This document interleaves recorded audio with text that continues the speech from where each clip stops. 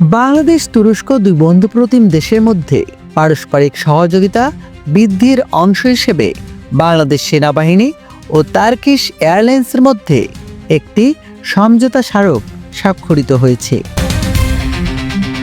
বৃহস্পতিবার 7 আগস্ট এই সমঝোতা স্মারক স্বাক্ষরিত হয় বলে জানিয়েছে আন্তঃবাহিনী জনসংযোগ পরিদপ্তর আইএসপিআর।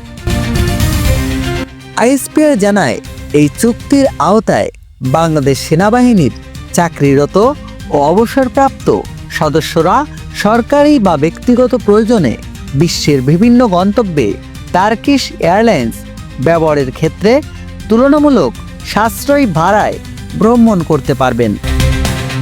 চুক্তিটি একদিকে যেমন সেনা সদস্যদের যাতায়াতের ব্যবস্থা হ্রাসে সহায়ক হবে, তেমনি সরকারি অর্থের সাশ্রয়ও নিশ্চিত করবে।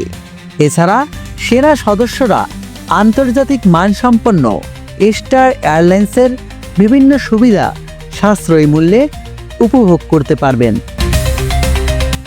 নাকিব, বাঙালিওয়ালা নিউজ বাংলা, ঢাকা।